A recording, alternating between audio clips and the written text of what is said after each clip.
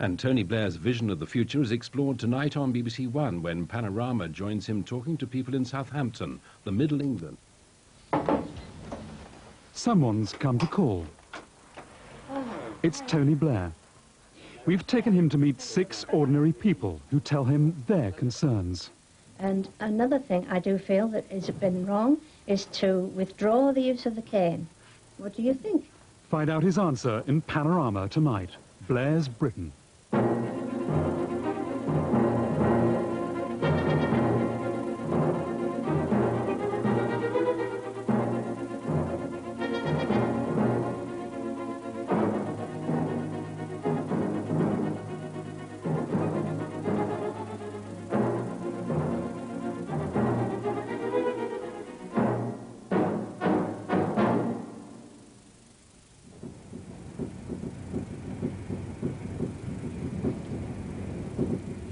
He's been called Tony Blair, a Labour leader with a clear image but ill-defined views. What does he stand for? What does he want? What's he really like?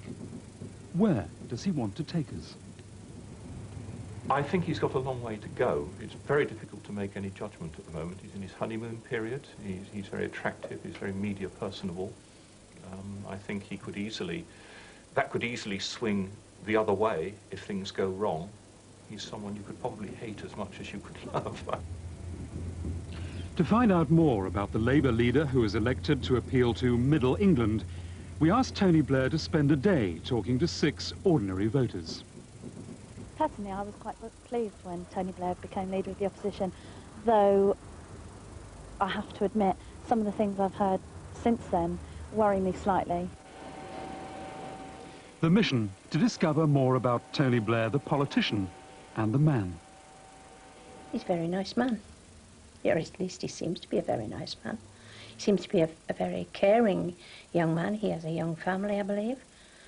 And no doubt he's bringing them up in the right way. I hope so. I met Tony Blair at the start of the day in which he'd talked to a cross-section of people who wanted to know how a government under his leadership would change their lives. Personality-wise, he would seem to be a pleasant person. He comes over as a pleasant person, but I think he should come over as more than that. For Mr. Blair, it was a chance not only to explain his message, but to listen to people for whom the very word Labour can conjure up alarming associations. Militant strikes, country grinding to a halt, power cuts. That's really what you think? Yes, that's all I can remember the Labour Party for. Now, has anything changed your mind? A little fat mind? man with a pipe. Wilson? Yes. Did Neil Kinnock change your view of Labour? Oh, no, absolutely not, not really. Do you think Tony Blair could? Possibly, possibly. If he can bring the Labour Party into 1994. The city we'd chosen for Tony Blair's visit was Southampton, 2 parliamentary seats, 1 Labour, 1 Tory. It's a city that represents Middle England, that mythical heartland of English values Labour fears it's lost touch with. What do you have to do you think, to convince voters in the South that they should vote Labour in the next election? The problem Labour has had is actually much more one of perception than reality.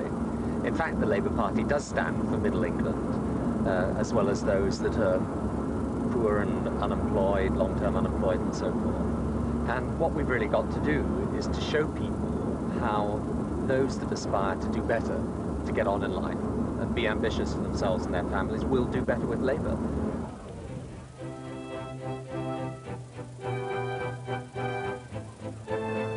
This is Howard's Way country in Boat Show Week, and the symbols of success are on sale to the world. Under the Tories, many people don't just aspire to wealth, they've achieved it. But not everyone here wears a blazer and a yacht club tie. Mike Gill is the kind of entrepreneur who could be a symbol of Mr. Blair's New Britain if he didn't have a deep-seated horror of traditional socialist rhetoric. I am deeply frightened by the social justice concepts that are being bandied around. Not because I don't believe in being fair and decent to people, but I think the mechanisms being discussed could be very frightening indeed to industry. You're talking about minimum wage and increasing legal employment protection, which I think could reach a point where taking people on was such a huge risk that people will stop doing it.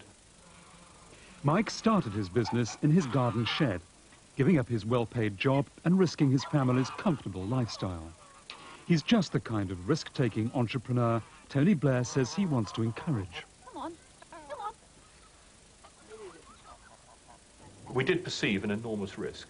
We had a young family, and I think for a year I had nightmares about where the next cheque was coming from. We were seriously contemplating that if it didn't work out, it would be a caravan on the seafront. What's really alluring about Mike's story for Labour is that he's creating hundreds of high-tech jobs, manufacturing his design for a revolutionary gas meter.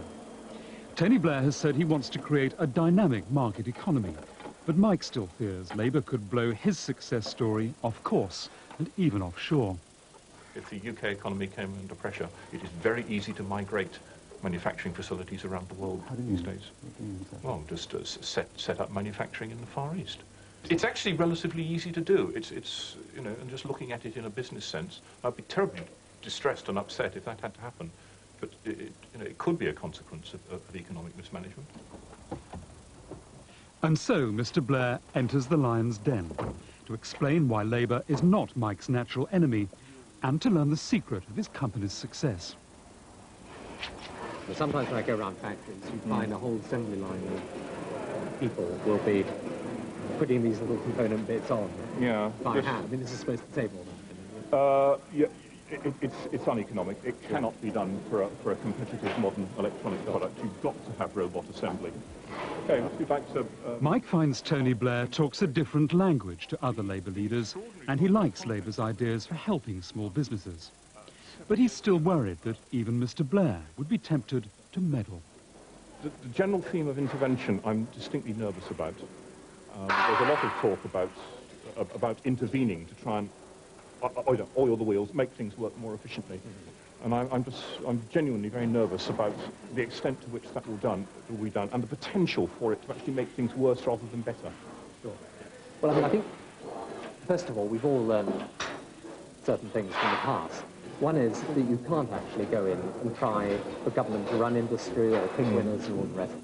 However, I think there is an alternative right-wing dogma, which is to say, look, everything's just left to the market. And people don't need any breaks or assistance whatever. Yes, now, what I would say is the function of government is to enable, to assist, to provide the support rather than the intervention. But what worries Mike is that Tony Blair's promises of support divert attention from policies that could cripple industry with unnecessary costs. Even something like minimum wage, which sounds, you know, sort of harmless at first glance, is frightening. I don't believe it would impact us at all directly. But, I mean, it seems to me it's going to create an enormous inflationary force in the economy. That what will happen after minimum wage is minimum differentials, and the whole wage structure will be jacked up a step, and we will simply become uncompetitive. I mean, that must depend to a large extent, though, on what level the minimum wage is set. Yes, yes. I mean, it seems to me that the minimum wage is a policy which, if you introduce it sensibly and flexibly, can take out some of the very, very low and exploitative levels of pay. If you introduce it foolishly, there's a problem. Yeah. I mean, you've got a program which is promising a great deal, and each individual item, to a casual glance, sounds very praiseworthy. But what you're doing is promising to spend a very great deal of money.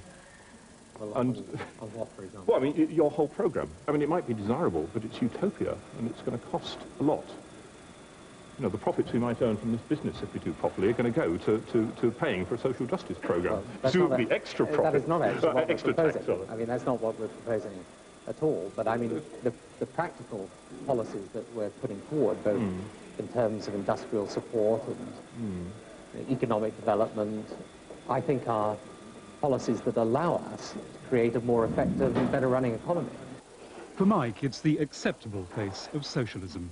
The language has changed, and so too perhaps is the substance, like Labour's controversial commitment to the minimum wage. You told Mike you wanted the minimum wage to be flexible. Are you smuggling through a message to your own party which wants it to be inflexible? The minimum wage is a good policy. It's a good principle. It's wrong that employers pay people in many cases below their marginal product, and that the tax system spends hundreds of millions of pounds subsidising employers through the benefit system. It, however, like any decent policy, has to be sensibly introduced. If it is, it will work. If it isn't, it'll cause problems. Now, that is a message to my own party as well as to the public. A message to your own party? Yes, because it's important What that is the it that party they don't... understands. Why are you having to send a message to your own party about the minimum wage? I'm not having to send a message. Well, why are I'm you? merely doing it because it is sensible to And what is it that they don't to quite persuade understand? people and tell them that if they want this policy to go through, which they do and I do, it is important that it is sensibly done. If it is sensibly done, all the evidence from elsewhere is that it won't have an adverse jobs impact, but it will, in fact, create a healthier labour market. If we do it foolishly, and some countries have done it foolishly, then it could have an adverse jobs impact. So we will do it sensibly. Only a sensible Labour Party, Mr. Blair reflects as we drive on, can win the trust of sceptics like Mike. But can he really understand business people when he's never been one himself? You're a lawyer, which is essentially a job for life, you don't have to risk your house, he's had to... I mean, can you ever understand... Thank you very much. Can you ever understand, really, what he's had to go through, what he's risking to get that far? I totally understand what anybody risks who has to work extremely hard to get a business off the ground, and if you're a self-employed lawyer, as I was, that's precisely what you have to do. But you're working most of the hours that God gave you in order to do it. Your message is, if they want to make a lot of money from it? Sure, look, we need entrepreneurs. Part of Britain's problem is we don't have enough entrepreneurs. And if some people become wealthier than others, that's fine. Yes.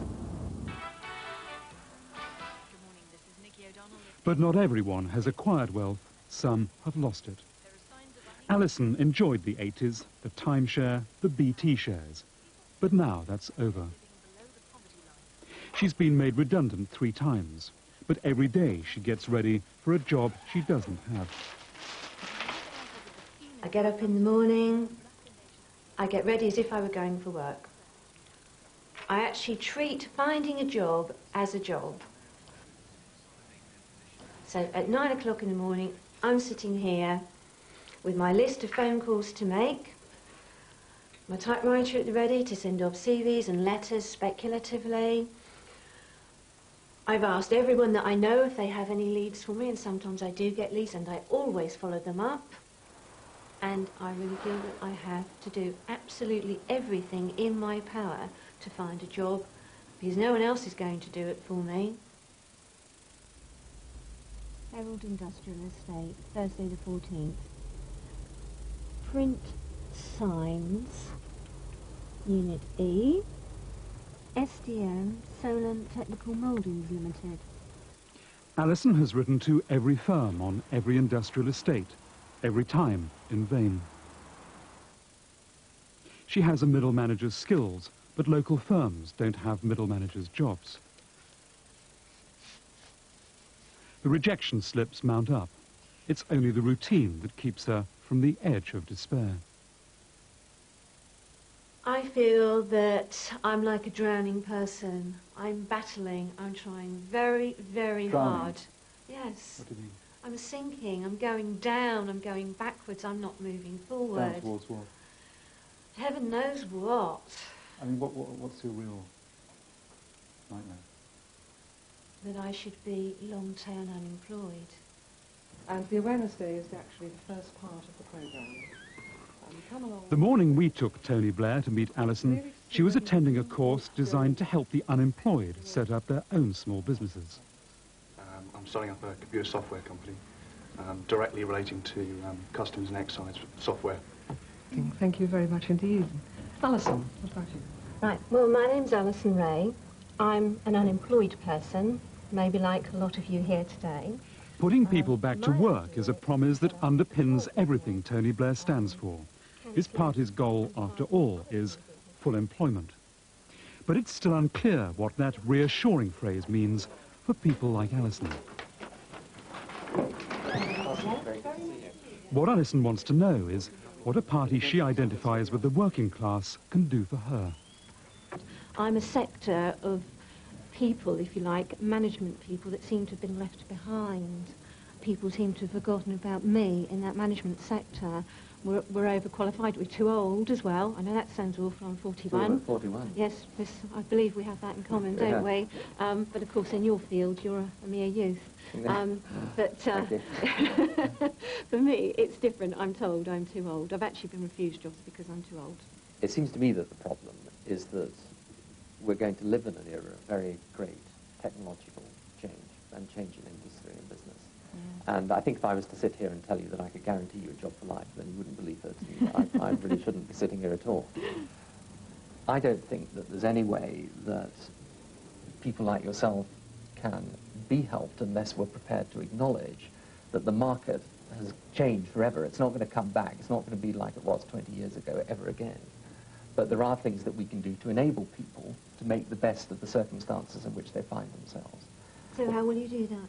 Whether it's through organisations such as this that give help in starting up your small business, or it's through retraining and reskilling, or it's through getting an unemployment service that is actually trying to tell people the facts that they need to know, give them assistance with trying to get out and get new jobs, provide them with, if you like, the infrastructure of opportunity, whereby people are going to be able to get on and make the best of themselves. I see what you're saying, but I don't see, with the last point you made about giving people information, I mean, I've been in recruitment and I know everything that you need to do to find a job, and believe you me, I am doing it. Yes, but what I really mean is, for example, you know, whether the job opportunities that are available are made known to people in the right way. It's this type of information that they require. But it seems to me that if we leave people simply with nothing, or if we leave them just to fend for themselves, then what we end up with is someone like yourself sitting there, highly able and intelligent, and not able to use the ability and intelligence you've got. I will be interested to see what you can come up with if we put you in power. Well, that is the big test. Remarkably, in the whole conversation, Mr. Blair never suggests the government itself might create more jobs. Instead, he offers more help for people to make the best of the circumstances in which they find themselves. You never said to Alison, we, the government, are going to create more jobs for you, using perhaps the power of the public sector. Why didn't you say that? Because it's not the function of government to go and create jobs, as it were, just like that. I mean, there are programs like the work program that we've put forward for the long-term unemployed, where people can do socially useful work and it gets them back into work and training. But that's not what Alison's asking. But so not the job of the government to use the power of the public sector to create jobs? It is the job of government to use the power of government and in other ways to enable people to make the most of their own lives. Now, that may be through providing training or retraining. It may be directly through a jobs program, for example, the long-term unemployed. So stand on your own feet, you're saying? People want to stand on their own feet.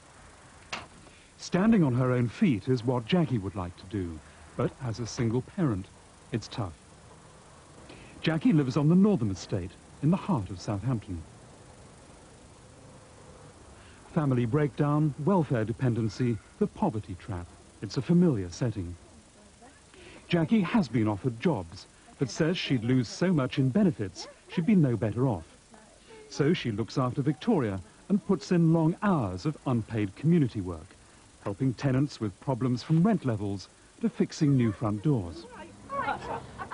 You know, they'll have to give it 4 coats. They go and they leave it to dry and then come back and then go again. Jackie is only too aware that to be a single mother on welfare is to be at the heart of a bitter political row. But she's sure her values are the right ones. I didn't sit down one day and think, blimey, I'm 20, I want to give up work, live in a council flat and live on income support. But when I found out I was pregnant, yes, I sat down and thought, well, this has happened and I've got to make the best of it. But I put an awful lot back into society, and sometimes I think I earn my income support in a different way to going out and paying a tax. So you feel in a way you're entitled to your benefit because you're doing so much voluntary work? I don't think that I'm taking and giving nothing back. So if that's an entitlement, then yes. Let me give you a test.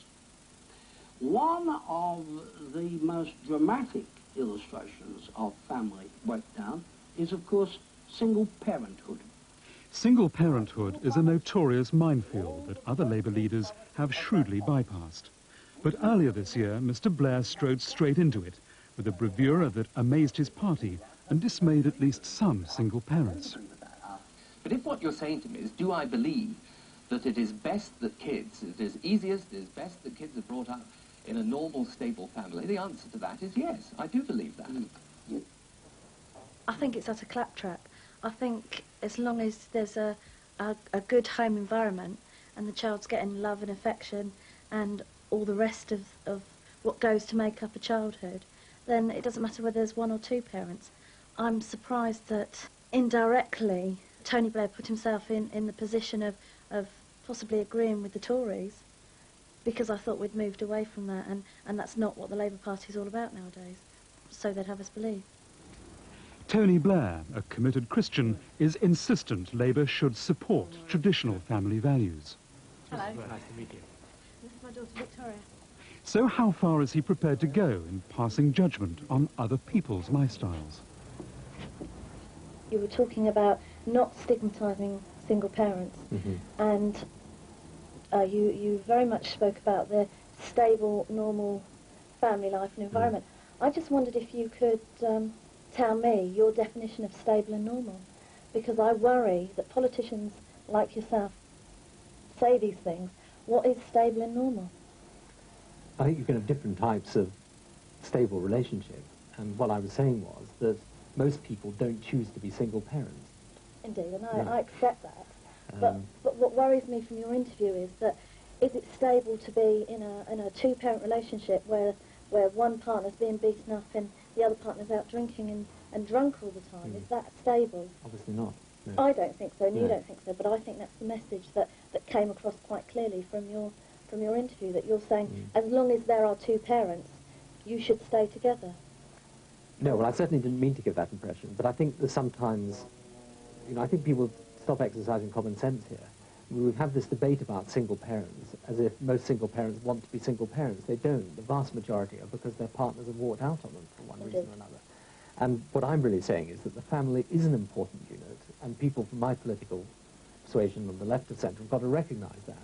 I think I'll take some persuading that you're not going to go too far. But like I say, what I've heard today does put my mind at rest, and I would like to think, though maybe I'm wrong, that some of the things you're saying are actually party views and not your own moral views that you're inflicting on the public because of your position there. Sure. Well, I don't think it's my job to inflict moral views on people at all. But I do think it is important for the Labour Party to talk about the importance of the family and opportunity within the broader community. Jackie wanted to ask not only about single parenthood, but about benefits. I have always maintained that I put enough back into society with all my voluntary and community work that I don't have to go into paid employment, and in some respects I feel I earn my benefit. So that's probably not the best way of looking at it. What do you mean? Because you help run the local Housing and Tenants Association and all the work that you do voluntarily. That's right. Yeah. I mean, obviously what we're looking at is how we try and get people out of that poverty and benefits trap, because it's plainly absurd if you can get 2 out of 3 jobs and then find it's actually not worth your while to take them. That's precisely the situation we want to try and change. So Mr. Blair declines to tread further into the minefield of personal morality and welfare policy. But is his obvious caution really what's going to win votes with cynical middle-class taxpayers? But isn't this a problem for you, that Labour is identified with welfare claimants, with single mothers, rightly or wrongly, and that, you do give her a very sympathetic hearing? Isn't that send out the wrong but anyone, signals? no, of course it doesn't. I mean, anyone would give Jackie a sympathetic hearing. She's someone who wants to work, is desperate to do that, but finds that as a result of the way that the benefit and the tax system works, that even when she gets a job, she finds that her income for herself and her young daughter falls. Now, that is precisely why you need to look at the marginal rates of tax these people pay, a more flexible benefit system, training and employment opportunities for them. See, I just don't agree that Middle England, if you like, sits there and sees someone like Jackie and says, oh, well, I don't agree with trying to do the best for her at all. I think that's nonsense. Alan's worked all his life in the hope his retirement would be comfortable and secure. He lives with his wife Pat in a prosperous Southampton suburb, but money hasn't brought them the security they hoped for. They've now had 3 attempted break-ins and 2 successful ones. One teenage culprit has been jailed, but Pat and Alan are convinced there'll be more. You're afraid all the time. Even when you're in your own house, you're afraid. We're not living in a wartime. We're not...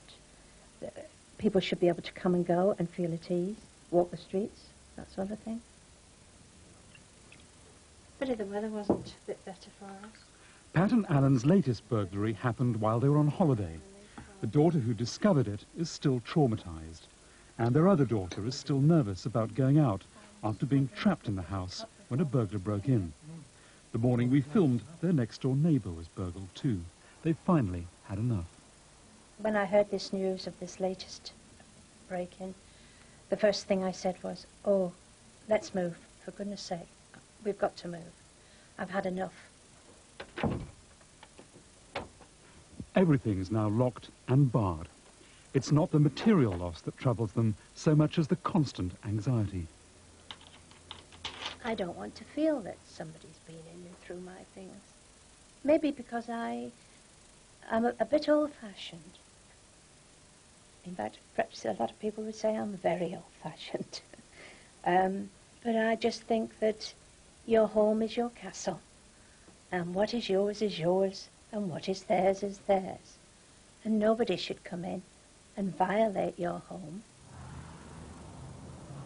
You've been burgled yourself? I've been burgled several times. What was your reaction? Did you feel vengeful and emotional yourself for a while? I felt extremely angry, and obviously I wanted whoever was responsible to be caught and probably dealt with. But I also felt, from my own point of view particularly, you feel fear for your family. I mean, what frightens you most is your wife or your kids being in a situation where the house is broken into and you're not there to protect them. Show you just exactly what's been done. Thank you. For Labour's former Shadow Home Secretary, the damage is depressingly familiar. He's broken on this window, forced The it with a front of the jelly house? and a crowbar.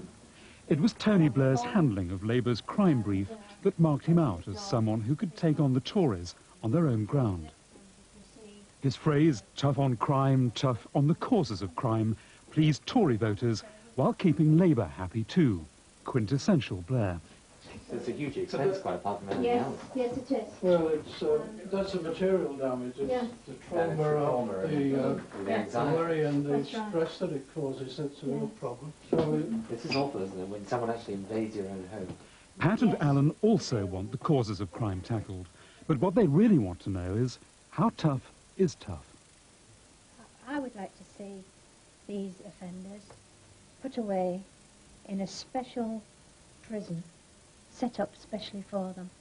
And with the coming of cuts in the services, is it not possible that you could employ these drill sergeants that knock raw recruits into some sort of order in their 6 weeks that they start off? Those sort of men, they could do a lot of help. They could really train, really give them discipline, keep them on the hop, keep them working, not give them things to,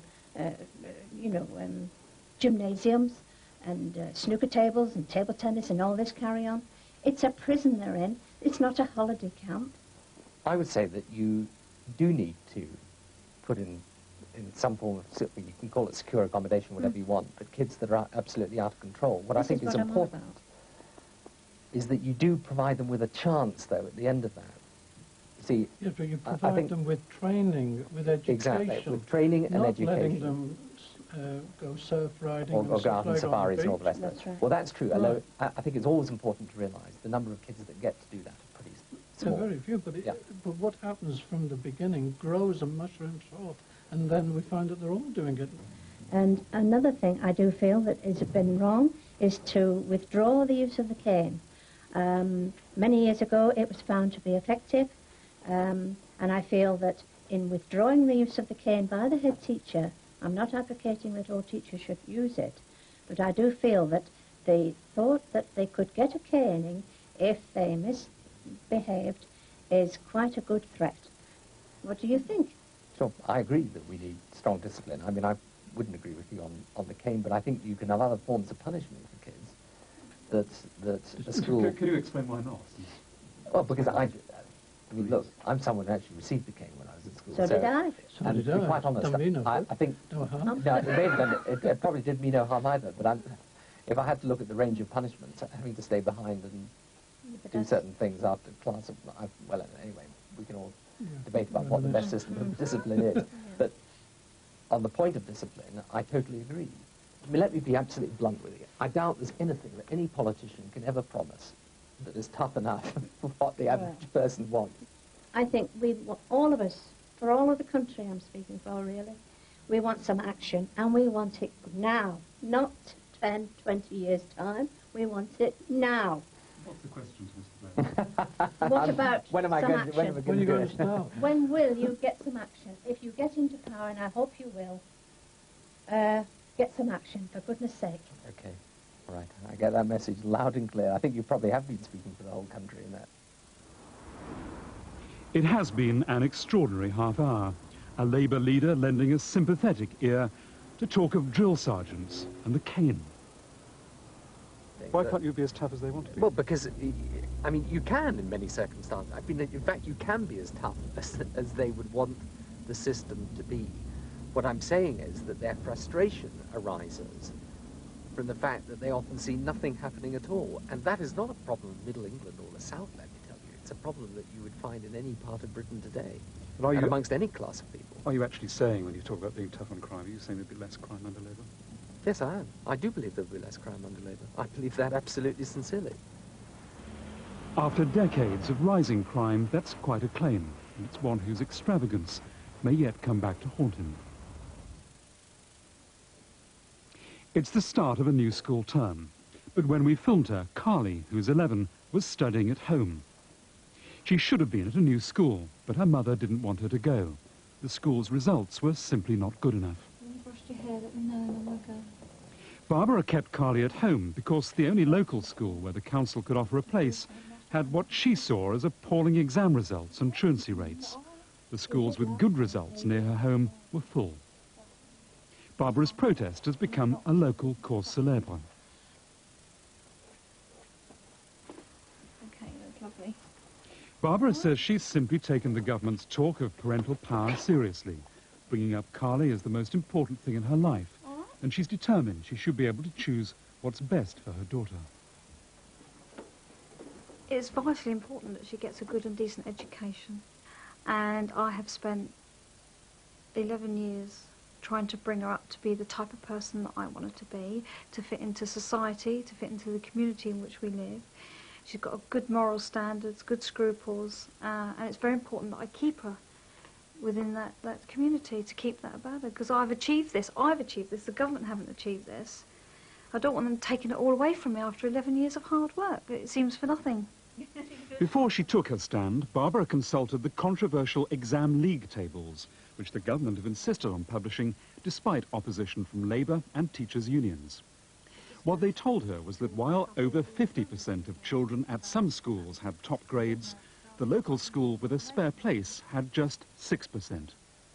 When I read in the local newspaper that the school became bottom of the exam league tables for the whole of South East Hampshire, that just reinforced what I'd heard about the school, in my opinion anyway, that reinforced what I heard about the school in previous years, and that just made me, make my mind up that this cannot be a school that Carly can go to. Was that the first time you'd seen the league table?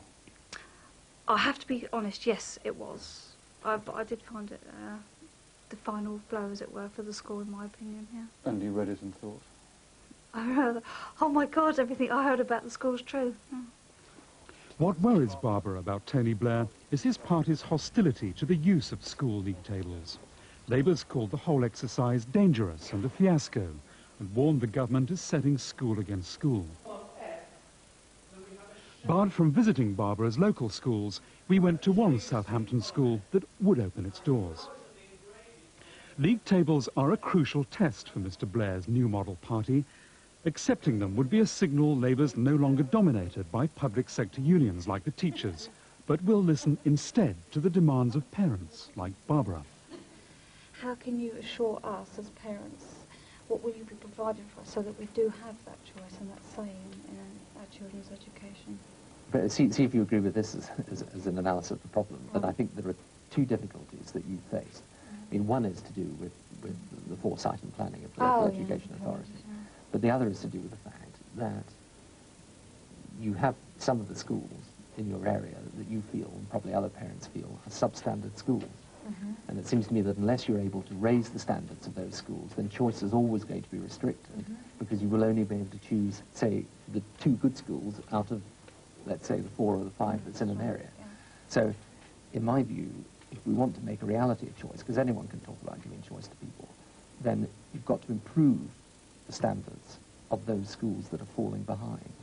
What would you bring out? I know, I have read reports, etc., whatever, that league tables are not substantial in their own right, from your point of view, or from Labour's point of view. But I have found them quite informative. I mean, the concern about league tables has been that the information is often too crude in them.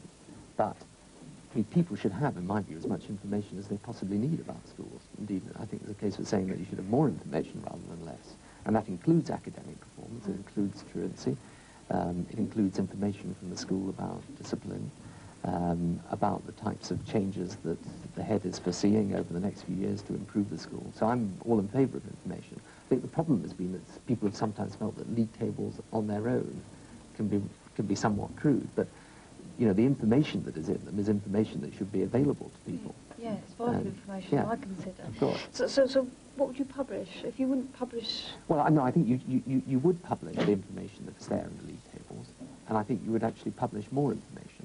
Our concern, I mean, it's quite important to realise, we've never been against the principle of publishing information. Right. It's been the notion that you pull everything together in one great league table and then everyone is ranked.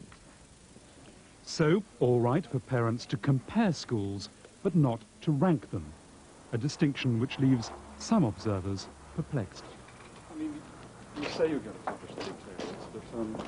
Yeah, but look, they're not just saying the problem is one of league tables. I'm fully in favour of information coming in league tables, but there should actually be more information provided, and that is not the only basis upon which people choose.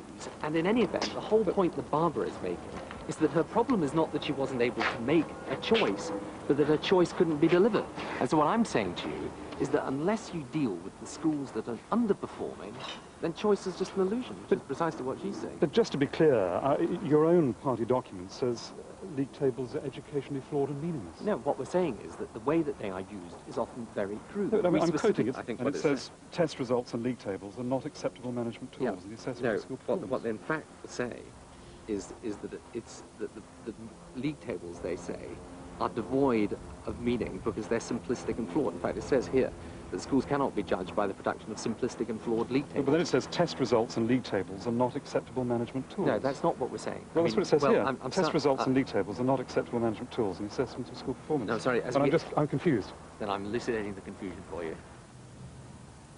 At the end of a long day, we took Mr. Blair to Southampton's new 5-star hotel for a drink with the 6 people who had succeeded in elucidating at least some of the policies and principles he wants Labour to follow.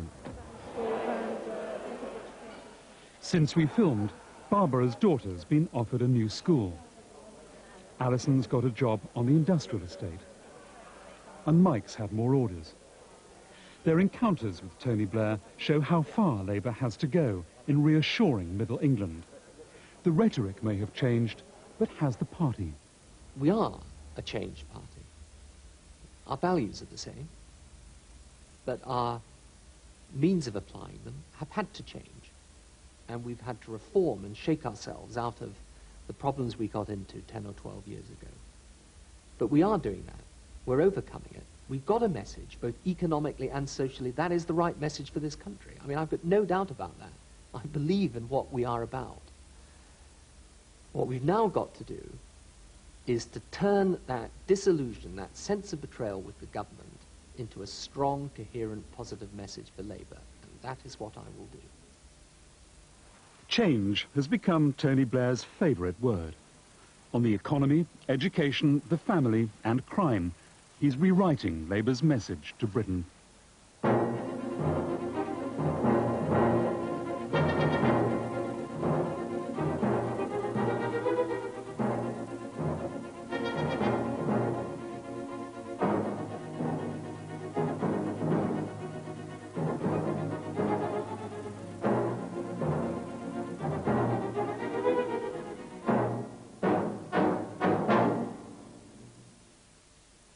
Tomorrow afternoon, when Tony Blair makes his first speech as leader to the Labour Party conference, it'll be shown live on BBC Two.